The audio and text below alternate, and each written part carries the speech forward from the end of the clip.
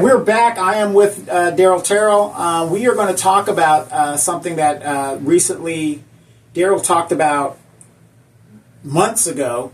It was an idea of his, and something that just actually happened in Ontario. Tell us a little bit about that. Well, you guys remember what happened. I came before the city council saying we should think about considering having a minor league baseball team. Now, check this out. Back in I think it was this year, they broke ground on a new sports complex because the Rancho Cucamonga minor league baseball team is going to Ontario to become as a Dodgers single A team. Mm-hmm. So my thing is, we as a city, we miss opportunities, we squander opportunities, and we shoot ourselves in the foot because of the fact that if we had started thinking about this, maybe we could have had a chance to have them to come to Moreno Valley if we had done the feasibility study. Mm-hmm. and they got their sports complex is off the chart.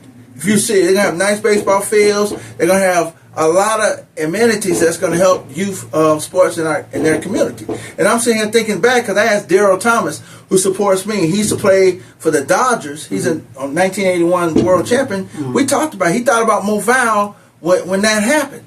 So that's what I'm saying. Being mayor, we can't continue to squander opportunities like this. And that's why you need a mayor that will think outside of the box and look down the road. That's what needs to happen. Because we can't continue to miss opportunities. Right. I'm not saying it would have came here, but if we had started talking, you had council members that really thought it was a good idea, but we never do it. We never follow through on it. Well, it's just like the raceway. It was such a great idea to move the raceway to Fontana, where we end up missing on $30 million a weekend. It's estimated that they make at an event. Yes, they do that on a weekend, and then of course you got kids out here in Moreno Valley that are doing donuts in the intersections and possibly killing themselves, and and property damage that actually does happen when they can go to the raceway and they can race over there. I think the sheriff San Bernardino has a program where they can drag race safely. Yeah. And do all that stuff, in a safe environment rather than being on streets with regular civilians. Yeah. But Daryl, again, the election is next week. A lot of people are afraid. What are some things that you would tell people who might be in fear of if a Donald Trump wins the race, or if a Kamala Harris wins the race? Because there is a chance she could still win. Well, the thing is, my friends out there and my neighbors out there, don't be afraid of what's going to happen. That's what democracy is all about. It's not about fear. It's about exercising our right to vote. And whatever happens, we have to get behind the person who was elected. That's what democracy was all about. It's not just to continue to fester and continue to have this animosity and hatred. We got to come together as a country and move forward. That's what we have to do. We have to do what's right for this country. When elections are over, we are still Americans. Mm-hmm. We're not enemies. That's what Lincoln said. We're not enemies. We are friends. We are family members. We're community members. We have to continue to live forward, because here at the local level, we still are facing inflation that's strangling people right now. Mm-hmm. And house rent burden. Right. I mean, there's a lot of things we have to face in our own community. But there's elections, we exercise our vote. Mm-hmm. We come together after election. That's what we have to practice. I know it's hard because we might not like the person who won, but we got to come together because we are Americans after it's all said and done. And we got to continue to live. We can't continue to have this back and forth hate and hate and hate. We need to start beginning to heal and move forward as a country. Yeah, you bring up a good point, because remember during the WLC wars, I mean, there were some very lines drawn in the sand during that time, if you were around during that. Now, the WLC did pass under some scrupulous acts, whatever, but, it is what it is. The vote was the vote, and people wanted this structure that's here now and whatever the deal is. And one of the first things that I did once it was said and done, and, I was very vocal about the WLC, and I was not for it. I wasn't for where it was located. Okay, one of the first things that I did, and I'm still talking about it now. When you become mayor, where is the infrastructure? What are we going to do about that? See, I'm trying to make the thing work rather than fight against it. It's no point in fighting against it. That's the whole point, like you were saying. After the WLC wars ended, you decide we got to make it work. So people out there still say, we don't want to work it. But being mayor, it's my job to make sure any project that goes through and pass is to make sure it's successful. We don't need projects to fail. We need them to be successful. But we need to talk to the developer and to ensure that we can work together and bring in these infrastructures that you're talking about, Donovan, because it's going to be very important that we have these infrastructure related to trucking in place. And we got to start thinking about it now if we haven't already. Well, and the thing is, we got to be forward thinking, because if we got the infrastructure now, and what do we need? What do we mean by infrastructure? Where the nearest truck stop is in Ontario, so that's 25 miles away from where we're at right now. So these truckers have to go over there to get services and support. Now you got to remember, off 215, Riverside has all of their warehouses right there on the 215. So if you're an entrepreneur and you open up a trucking transmission shop, or you got a truck stop, or you got a tire shop for the trucks, or you got we got a lot of trucks that get stuck on the freeway and got to be towed out. If you got a trucking thing like that, you could get the business from over in Riverside as well, because you're right in that corridor. Well, that's why you create partnerships. As mayor, I should be able to talk to the mayor of Riverside and the mayor of Paris and see how we can work together to share costs and resources and with the private sector in creating some infrastructure that we all could benefit, because they all going to come from Riverside, Paris, because they got their own share of warehouses in Reno Valley. So that's a common goal that we can work together to put our heads together to put this infrastructure in place. That's what we can do. As mayor, that's what I would like to do, reach out to the mayors of each of those cities and see what we can do to get some of this infrastructure in place. Got you. Also, as mayor, you have the power to appoint to the planning commission, is that correct? With the city council. With the approval of the city council. Yes, technically yes. But the city council will submit who they want to be on the planning commission, and you can pick from that list who should be on there. Okay, great. So when you win, that means you have to be removed from the planning commission, correct? I have to resign, not remove. I have to resign. You have to vacate that seat. To do with you do. Is there anybody that you might have in mind? And like I said, it's just a forward-thinking thing. That if you if you do win, you're going to have somebody to fill that seat, and you should have somebody in mind to, that will be a good steward of, hopefully somebody from District 1, because we need representation. Well, because when that happens, then I would go to the council member for District 1 and ask that person who they want to submit some names, who they want to see on the planning commission, and go for that list. Okay. That's how I would do it, because I believe we all should be in a partnership. Yeah. It should be like, I'm going to get my favorite person. No, it's the council member that submit the nomination to me. Okay. Then from there, I look at the list, and I choose from that list. Okay. Another thing is, too, as mayor, what is your vision for Reno Valley? I mean, what is, when you eventually leave that seat, you can only be on there 2 terms, but going into it, what is it that you want to... What I want to do. What's your vision? I mean, what can we get behind you to help you do? Well, here's the thing we have to do. We got to start squandering opportunities. Okay. And see, this may be a long sentence, but the forefathers of the city who brought these communities of Marino, Sunnymead, and Edgemont together, they had a vision. And March. They had a vision of this being a world-class city. And that vision has been unrealized. But as mayor, we deserve to have the best of everything. We should no longer settle for leftovers. As mayor, I want us to be a world-class city. And that means a city that rivals and surpass cities like Riverside, Rancho Cucamonga, and Irvine. I know that's a tall order, but I'm looking down the line of the projects that may come aboard that will make us a city second to none. Okay. But to make it a city where the American dream soars, not die. Right. Now I've heard that before several Okay. times, and Okay. what I don't understand is we're the second biggest city in Riverside County. Yeah. So that means a lot of people come here as an alternate to going to Riverside. Yes. Which Riverside is still the biggest, but by very slim margins, people are just being dumped into Moreno Valley. But yet you look at cities like Menifee, they're getting expanding and growing and getting great things. You look at cities like Paris, way smaller than us, way more city council members, and they're planning their city correctly. Yeah. Ontario, great things. People go over there. Riverside, of course, is over 100 years old. Born on my birthday, formed on my birthday. We're seeing all these communities. Beaumont now is a booming area. Banning is starting to boom.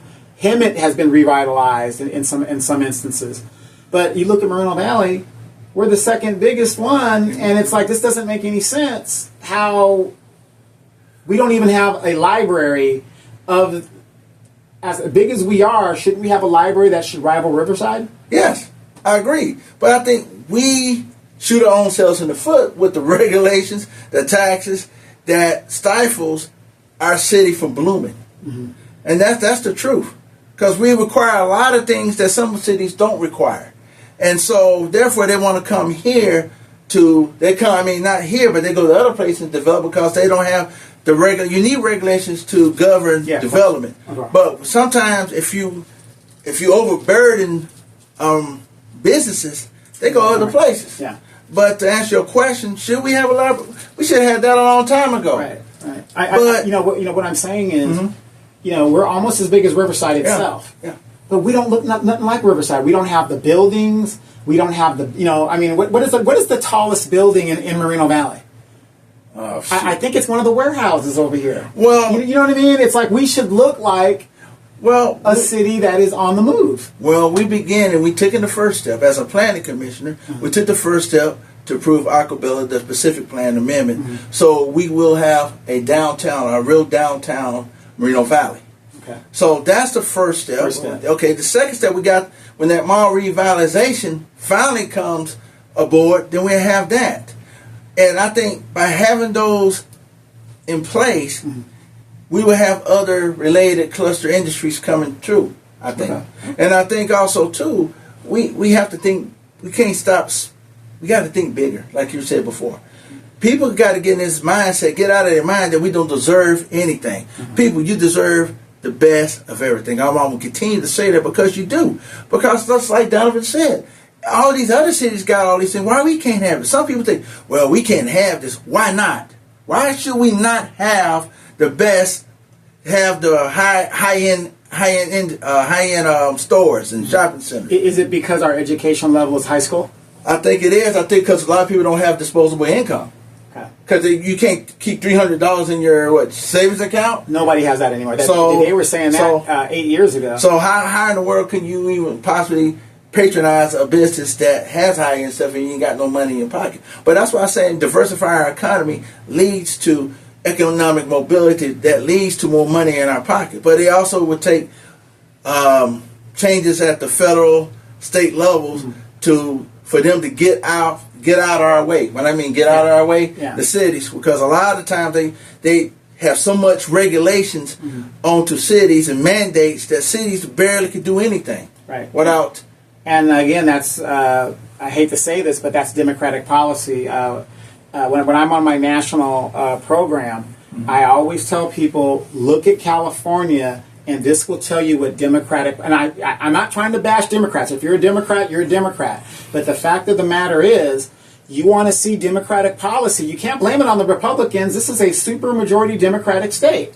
And at one time, this state was known as the Golden State. Everybody wanted to come to California. Now you tell somebody, oh, I'm from California, they go, oh my God, I'm so sorry. Are you okay? Is there anything we can do for you? And this is what Democratic policy does. And this is what I tell people on my national program. Look at California as a blueprint of what Democratic policy does. Well, because when I first came here, we have become the nanny state. That's what we have become. The nanny state, where we got to take care of everybody. Liberal. And high taxes, high regulations. That's why a lot of business. And no return. Yeah. And they leave California to go other places because the taxes too high, the DMV. I mean, some places, they pay their registration, what is it? maybe once every 5 years or once every 3 years. Yeah, I know Georgia, it's once every, no, not Louisiana, it's once every 4 years, something like that. See, that's the thing he just said for right now. Why can we not do what other states do? Because we're California, baby. Yeah, no, well, that's just, we should think, see, that's the thinking we should do. I mean, thinking we should do is to look at these other states. Like I said, if they're doing it, why are they doing it once every, 7 years? Yeah, something like that. Why should they do it? Why are taxes so sky high? I know to take care of everybody else, but why should we, as taxpayers, take care of everybody else?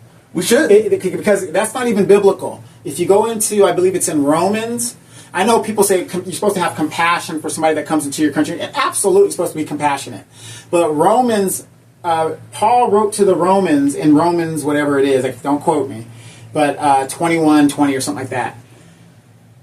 You must give Caesar his due. You must obey Caesar's laws. So if you're a Christian out there and you come into a country illegally, in my opinion, you're sinning, according to what my interpretation of that verse is. You've got to respect other countries' laws when you go in there. Yeah, I agree. Because if you come in there illegally, not only are you breaking Caesar's law, you're also breaking commandment of God. Well, I think we got to do something about immigrants. When you ask the first question, sure. we have to do something at the border. We can't continue to have open borders. We have to get a hold of this border crisis because it's bringing in all this fentanyl and all these unchecked border, unchecked, all kinds of things. If we don't do it, it impacts our community. Yeah. And did you hear what happened in Chicago? Okay, Chicago has a $1 billion shortfall. They're in the thing $1 billion. The mayor of Chicago's idea and remedy is to raise property taxes to help continue to pay for illegal migrants. Well, and this is why it's going to be dangerous after this election, because people cannot do it anymore. I have a 2003 Hyundai Tiburon car. My registration, $200. Okay. Not including the $70 slogging. My car is over 20 years old. Shouldn't my registration be lower? Well, that's the point I'm getting at. Because, again, other states are doing it for less. Why not California? That's the question that people should be asking themselves. Candidates for state assembly, state senate, is why, what Donovan said, why are we paying so much more in DMV fees? Mm-hmm. And why not we could be like other states? Because California could do it. You just have to have the right leadership in place to see that happen. We should have lower taxes. We should have lower taxes. That's just a fact, man. Because everybody is getting kicked in the butt with higher taxes and all these regulations we have a business. But you're bringing up the point of taxes and stuff. Nobody has a problem paying taxes. Well, I mean, the problem is we're paying all these taxes and we're not seeing the results. Well, we're paying entirely too much tax because every time you turn around, they get in your pocket. It's like here with Measure U, or what is that, Measure G, whatever that is. An X, right. Yeah, I'm not going to be voting for nothing like that because I'm taxed, I'm tired of paying. I pay my fair only tax. A penny. Yeah, it don't matter because the facts are they use that money for salaries or benefits. Right. It's not going shortfalls. Yeah, we don't need that. I mean, they need to start thinking about us as the people in our community that we are strangled by this inflation. And when we're living paycheck to paycheck. Well, the bottom line is this, and it's an old saying. Those that do not understand and read history are doomed to repeat it, correct? Yeah, that's correct. What was the reason that the Russian Revolution happened? Does anybody know? The Russian Revolution. The Russian Revolution happened because the majority of the people were serfs. They were lower than dirt. And they got squeezed so much in taxing and having nothing, they eventually rose up. What was the reason for the French Revolution? Almost the exact same thing. They were taxed, they were burdened, and eventually they rose up because they couldn't do it anymore. I mean, it's about survival. Every nation in history that has had a civil war or a revolution is because the people were burdened unnecessarily. Yeah. Look at what's happening right now. Well, I mean, the pieces are in place. Right. So, I mean, we as people have to do a better job and select our elected officials to do a better job in looking after the people.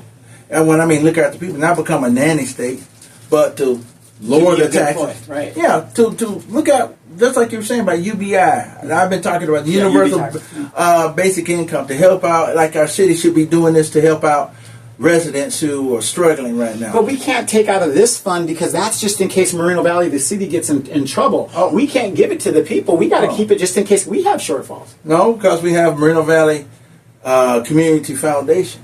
Okay. We have a nonprofit out there. Right. But see, I can't steal from that nonprofit. Oh. But I can steal from this thing here. No, you can take money from there. No. I'm saying I can't. Oh, okay. steal. I got you. See what I'm saying? I got you. Yeah. That's like I said. See, you had a great solution. You knew where to go.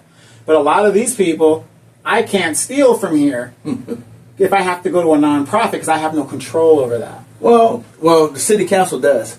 Right. City council has, and the mayor has control over that. Mm-hmm. Well, it takes 3 votes to vote money out of that foundation. Right. To, if I wanted a UBI and it got the votes, we could do a UBI. Mm-hmm. We could go to the county. We could go to the state, get that grant. They got grant money out there to create this program. Mm-hmm. And that's what I'm saying, friends. We can do it. But you got to have the right leadership that thinks like you, who reflects what you represent. Mm-hmm. I'm a person that works 2 jobs. I work at Lowe's and I work at Stater Brothers. Mm-hmm. But I understand the plight because I'm one of you. I'm living there. I'm just like you. So I know if coming from where I come from, I know what I need to do to help people. And being mayor, my number 1 job is to help people. And that's to help people like Donovan or a senior center, a senior out there, a young person, a person that's a small business. That's my job, is to help people. Mm-hmm. And knowing that where I come from, serving 10 years on the Riverside County Behavioral Health Commission, I have the knowledge and know-how of trying to help people to address homelessness. I know exactly what I need to do because I've been doing it for 10 years. Okay, but you're speaking of homelessness, but I think it's great. Yeah. But the California Supreme Court just now allowed homelessness to be criminalized. Well, what are you going to do about that? Well, the thing is, we can't arrest ourselves out of homelessness. But what we can do is, again, as I said before, we gotta have a strategic plan. But not only that, we need an outreach program. Like I said, San Jacinto and Hemet are smaller than us. They got a homeless outreach program, a homeless outreach team. Right. Menifee has an outreach team. So my thing is to put a team together so we could do it to address the encampments and to give people 74 hours, 72 hours to leave. But also not to say we're going to take yourself and throw it in the garbage can and all that, but to have services. And I know there's people who don't want services. Right. And so they want freedom. Right. Yeah, they want freedom running around. But the thing is, you have a choice. And hopefully when Prop 36 kicks in, some people will have a choice to go to drug court or they go to jail. There'll be their choice because the judge will give them their choice. But me as mayor, I have to be compassionate for the person, but I got to look out also for the small business out there. What about the resident? The same thing. Right? Well, the same thing, because if you got somebody standing in front of your store, you can't go in there and shop. You can't have people just attacking you. But the thing is, we have to have a team together to address it. Okay. I mean, you can't just use the Salvation Army. They can do just so much. But you need experts and the know-how, but also you have to look at what other cities are doing too. Remember we were talking about cannabis? Yes. The same approach we have to look is what other cities are doing about the cannabis. There's a lot of models out there that we could look at that can help us guide us to make a right decision. Okay. Well, there you have it. Again, it is Tuesday. Today's Wednesday. We are less than 6 days away from the election. You guys, I know some of you guys are so despondent. You just hate politics. You're not going to vote. You're going to vote the cow. Some of you guys are going to vote Trump. Some of you guys are going to vote Kamala Harris. Don't forget, you go down your ballot. You got local elections. You've got judges. You've got city council members. You've got mayors. If you're not going to vote, please register to vote. Because when all this election is over, they're going to do an autopsy to see who voted, who didn't vote, what the demographics are, and maybe in the next cycle they could do better. These parties can do better and people could do better. But also you got to remember, This is a 4-year cycle of a presidential election. In 2 more years, this man, if he becomes mayor, has to run again. Yeah. So it isn't just this time. In 2 years, you're going to have to vote again. And then what if there's a special election in your city and you got to do that? Yes. So just register to vote. Yes. And what matters is your local politics. It's not the national politics. Yes. Kamala Harris, Donald Trump, that ain't going to affect you. It's not. It's not going to affect you. And if it does, it's going to take a while before it trickles down from the federal government. But what affects you directly is city council, that mayor, that judge, that sheriff. That's what affects you locally, and that's why it's so important that you vote if that's what you're going to do. But we're in a democracy. If you don't want to vote, that's also your right too. But I think you should at least register to vote, because you never know. There might be something coming up and you want to vote on it, but guess what? You're not registered, so you can't vote. So there it is, Daryl. 6 days to go. It's going to be a tight race, and I wish you all the best. I hope and I pray you get in there, because I already voted. Well, yeah. And I gave you my vote. Well, I appreciate it. I'm blessed to have your vote and support. But like I said, many people out there, this is just a fact. I mean, I'm going against an incumbent who's already been there. It's hard to be an incumbent. And I got 3. That's just facts. But it doesn't mean it's impossible to beat this individual. And to beat this individual, you have to ask yourself that same question. Are you better off than you were 2 years ago or 7 years ago? And has he really done the things he said he set out to do? Why does he use, again, why he says we instead of I? Has he done enough to turn the city around? Has he squandered opportunities? You have to ask that question. I think he has, because we could do better. Because Moreno Valley is a great city. We could be a world-class city, but in order to have a world-class city, you got to have a person who's a problem solver, not a politician. Someone who has results of tackling issues in our communities over 30 years that has results. Look at the catalytic converter. 27 out of 28 cities have a catalytic converter ordinance, so we all could be on the same page when it comes to enforcing. Look at Hire Moval, that has created 34,000 jobs and increased people's income by 50%. Look at the workforce initiative. You know what that is? On public works projects, regular people like you or I who are qualified could go to work on those through our apprenticeship program. That's ideas that I set out years ago to see to tuition. So you need a mayor that has proven results. And I'm that person that could take this city to a new horizon. With your help, we could be a city second to none. A city that deserves to have the best of everything and not to settle, because we are Moreno Valley and we can do big things. I want you to vote for me, Daryl Terrell, because the fact I get things done. Amen. I like the way that sounds. All right, you guys, I'm Donovan Saadiq. I'm known as the IE Informer, nationally known as the Recovering Democrat, also as the Black Yul Brynner. And we're going to see you guys next week. Daryl, can't wait till those results come in. I will be in Vegas. Oh, well, enjoy. I'm going to be there only for the election. And we're going to be broadcasting from there, whatever the deal is, and I'll be in Vegas to see the results and stuff. Because, depending on who wins, we're going to be partying and having a good time. Oh, shit, enjoy yourself. Yes, definitely. I'm just going to drive with it for the day and come back. And I wish you all the luck in the world, because, again, you've been out here doing the work for over 30-something years. And, yes. And I just think that we need in these trying times, we need a proven leader that has a vision. Well, I thank you, Donovan. And like I said, I won't let you guys down, because, like I said, I put this in God's hands. Because God is my Lord and Savior. And that's who I put in Jesus Christ's hands. And I'm being biblical about this, because I can't do nothing without Jesus. So it's going to be a tough battle. I'm realistic about this. It's going to be tough. And God willing, I'll cross the finish line. Amen. Amen. All right, you guys, next week, do please check in. But even after next week, we're going to get Daryl in here, and we're going to chop it up and see where, when the inauguration party is, and all that other great stuff, and see what's happening. So tune in next week. We're going to talk to some of the candidates. At least we're going to try to get some of the candidates in and talk to them, and hopefully they'll be wanting to talk. Yes. But it's going to be really tiring because it's going to be a long night. Oh, yes. Because as you know, it's a national election, so we might not know who the next president of the United States may be until the next morning. Or the next week. Or the next week, right. So it's going to be Right, interesting. week, It's yeah. going to be interesting. Don't be distracted. We'll see you guys next week. Thank you guys for tuning in. Yeah. Please like, share, and subscribe. Go to Daryl Terrell Times. You can keep up with Daryl Terrell there, and Daryl Terrell for mayor. Yes. And you can see some of the issues and things that he's talking about.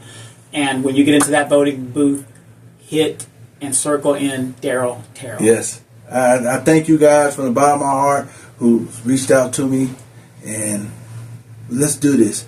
Let's make Moreno Valley a world-class city.